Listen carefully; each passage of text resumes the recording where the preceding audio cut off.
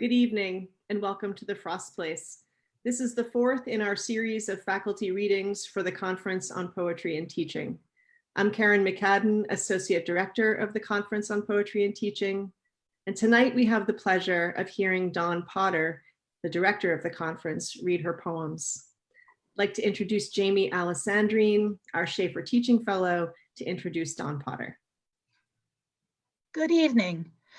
Dawn Potter is the author of 8 books of poetry and prose, most recently Chestnut Ridge, a finalist for the Maine Literary Award in Poetry. A portion of her manuscript, A Month in the Summer, was recently published in the Beloit Poetry Journal. And her poems also appear in Vox Populi, Scoundrel Time, Split Rock Review, and elsewhere. Dawn directs the high school writing seminars at Monson Arts and teaches widely in school and workshop settings. She is also the director of the Frost Place Annual Conference on Poetry and Teaching. Thank you so much, Jaime. Thank you, Kerrin. It's just a pleasure to be here with you all. It's been a pleasure all week to be here with you. I'm going to read some new work. I'm going to read some work from my most recent book, Chestnut Ridge. And I'm going to start with a relatively new poem that was written early last year. I'm just going to start with the poem and then I'm going to talk about the title afterwards. There were mistakes. There were lives lost. There were speeches delivered and speeches heard. There were men who explained the speeches. There were lies for a reason. There were lies. There were mistakes that were lies. There were men who explained. There were speeches that no one heard. There were reasons. There were lives. There were men. There were no mistakes. The title of that poem is Explain, and I think that that's been something that I've been helpless to do for the last several years, and it gets worse and worse day by day. How do you explain? There is no way to explain on so many levels. And I think that's been a struggle when I've been speaking to other writers, other teachers. How do you explain to yourself, to your work, to your students, to your family, anything? And so I wanted to start with that poem because I think slowly what I've been finding is the conversation, the slow, awkward conversations we have with one another have helped me, have brought me out of that chaos at moments. And I want to call out a few people who are regular participants in this conference who helped me year after year with that. The next poem I'm going to read was triggered by a gift poem I received in an email just out of nowhere by my friend David, who attends this conference. He sent me on the 18th of April, celebrating American Patriots Day, Emerson's Concord Hymn, which talks about the Battle of Lexington and Concord. I live on Concord Street in Portland, Maine, and I was immediately like, Concord Street hymn, I'm gonna write that, I'm gonna write it. All these people I can't see except wave to on their porches, these people I barely know, I haven't even lived here very long. I'm gonna write that poem. And so it was really the first poem I could write after the pandemic started about what it felt like to be here, where I am. So thank you, David. This is Concord Street Hymn. Elaine is standing on her stoop with her doddering chow Teddy, and I am trying to decide if I can pretend I don't see her. Elaine has a shout like a blue jay's, and she specializes in the unanswerable. Dawn, she hollers now, I can't recognize you if you're not wearing a hat. Meekly, I halt and admire her daffodils. I dug them up by mistake, she barks. Now I don't have a one. Next door at Lobsterman's ranch house, there is no shouting. The license plate on his pickup is the only information available.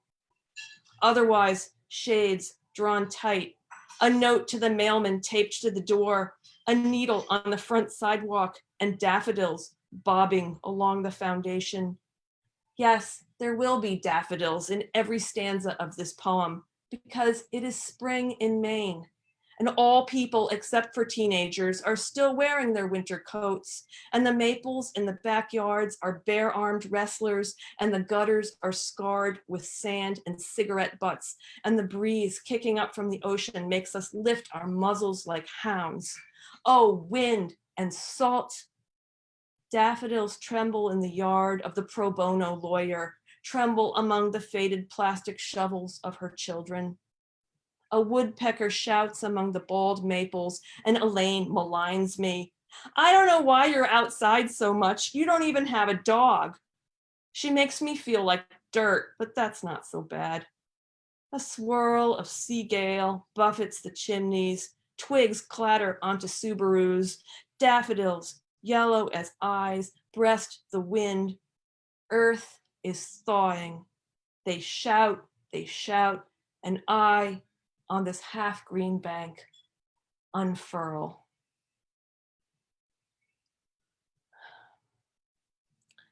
So my most recent book, published book, is Chestnut Ridge. And I've inflicted these poems on the Frost Place for years and years before the book came out. But here it is, and it's weirdly prescient, accidentally, of course, as so much poetry is. It's set in Western Pennsylvania, which is my mother's homeland. And it's the Appalachian Mountains, it's coal country, it's the Rust Belt. It's where I spent every summer as a child. And it traces the history of that place from the 1600s to the 2010s. Which means that I've since left out a million things. I've left out, there's not a thing about fracking in there, and there should be. For instance, because history goes on and on and on, and a book ends. And what do you do? But I've tried to deal with landscape being raped. I've tried to deal with the problems of classism, the problems of racism and anti-Semitism, the struggles to be a woman in a place that's dominated by men, and yet the beauties that come up in spite of themselves. So I'm going to read a couple poems from Chestnut Ridge. Each title is followed by a date, and often the language works to mirror that time period. The first is Letter from the 142nd Pennsylvania Infantry, 1862. I received the sad intelligence of Juliet's demise. That sweet, good girl now peaceful sleeps at rest in paradise. We lay last night in Snicker's Gap, endured a foul brass band. Midst sharps and flats, I wrote to Jane. My friends and I shook hands. We hope that we shall meet again as victors on the field, without a faith in God above, what thorns this life would yield. Our cavalcade has halted in a meadow by a stream. Two drovers work to drown a mule. We listen to it scream.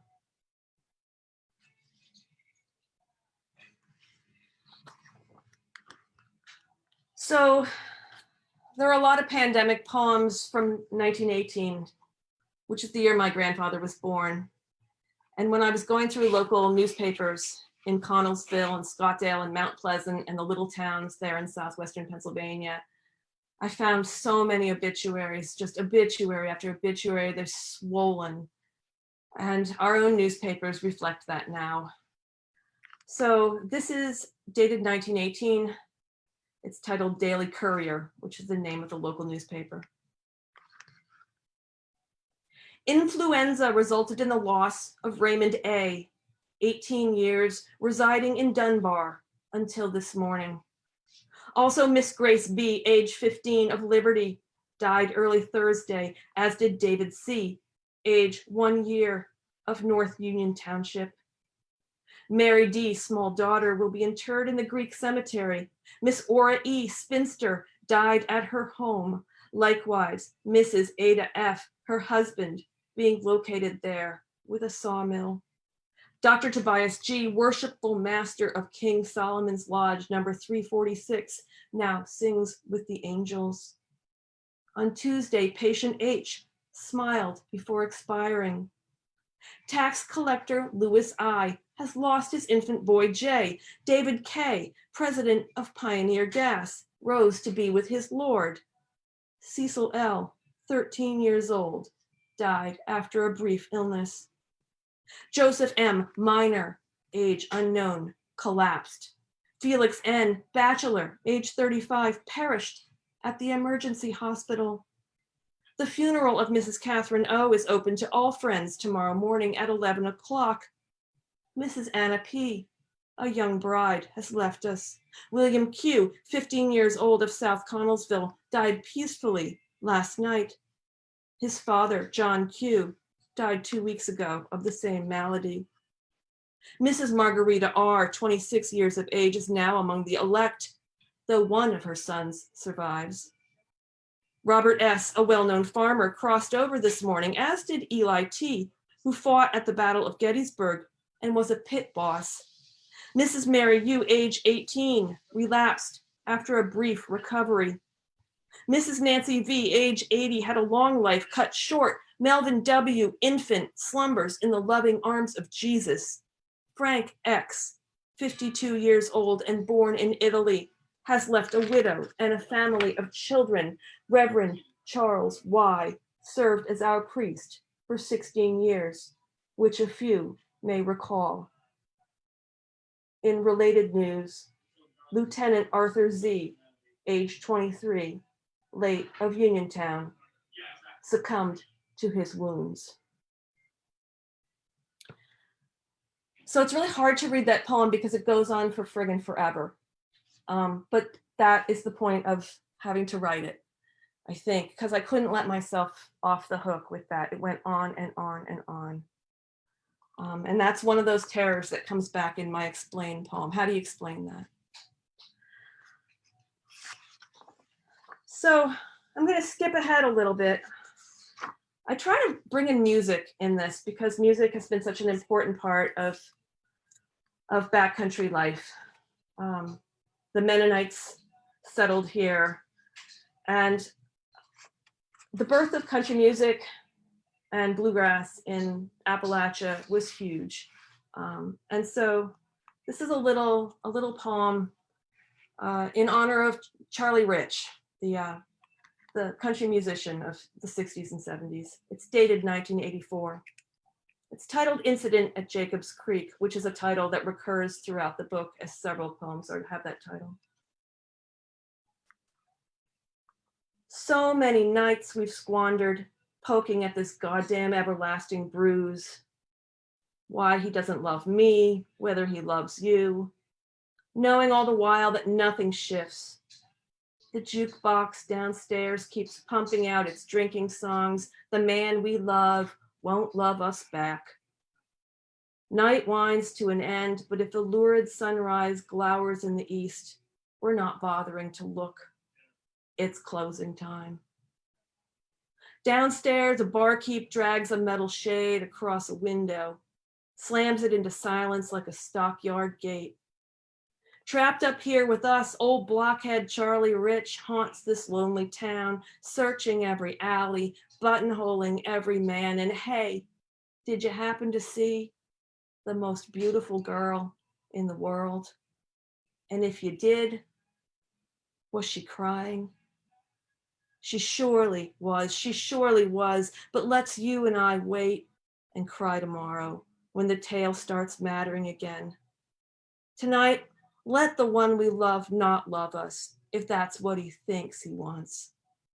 We're leaning together on this yellow couch, listening to police cars scream around the corner. Let's you and I pretend we have no story.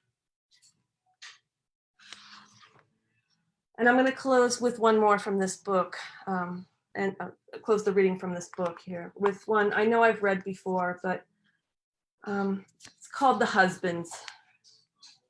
This book, among other things, mentions the Johnstown flood, the preview to the Johnstown flood, afterwards, the mention of Johnstown. So really important part of Western Pennsylvania history. And this one also pays small homage to it.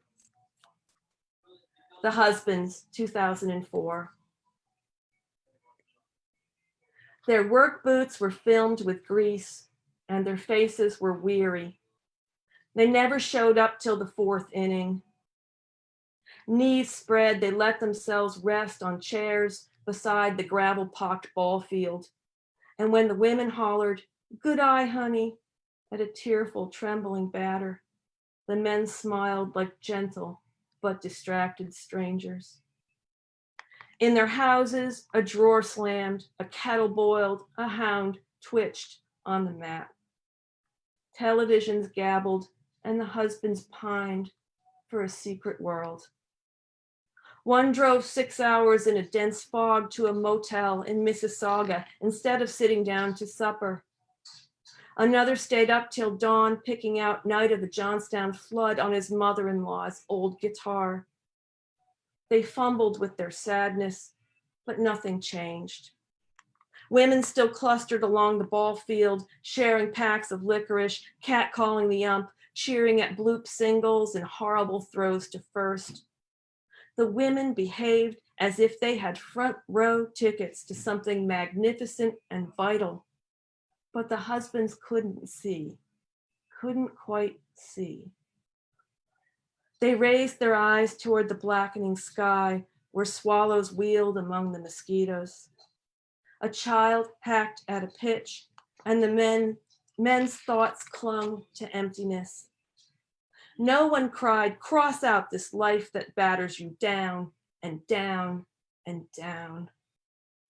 Like chairs left in the rain for 20 years, they sat. Then one day their knees snapped and they toppled into the flood.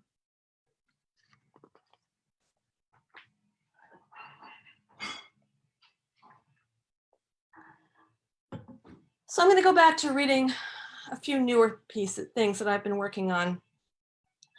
In another nod to what I learned from the participants in this conference, last year, my friend Jaime brought in a book called Home Ground, Language for an American Landscape, which is basically this fabulous encyclopedia edited by Barry Lopez of words for things around the country. It's an amazing book. You've got to find it. I use it all the time with my students.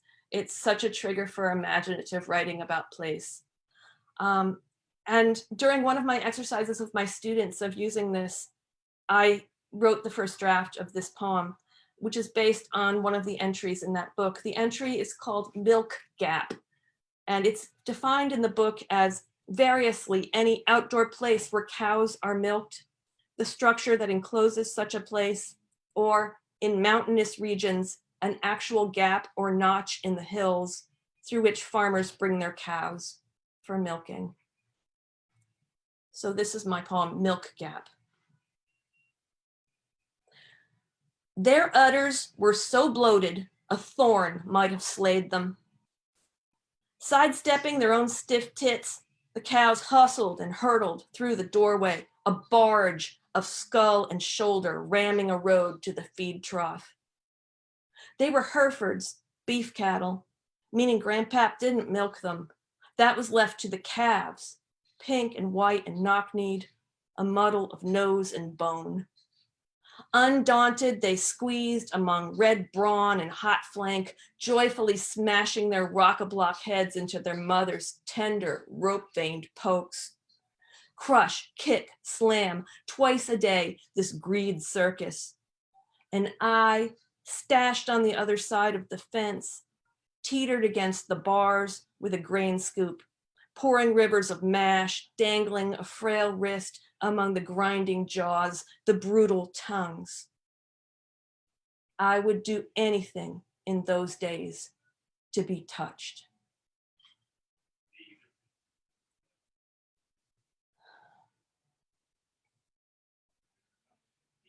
So this is another relatively new one, but it taps into a kind of old story in my family. I don't know if you in your life, your family's life, have family playlists, the songs that keep coming up over and over again over the history of your lives together, that everybody seems to know. Well, one of those musicians for us has been Otis Redding. He's just been a part of our lives for so long, and I hear an Otis Redding song, and I just feel like my whole life as my children's mother is unrolling behind me.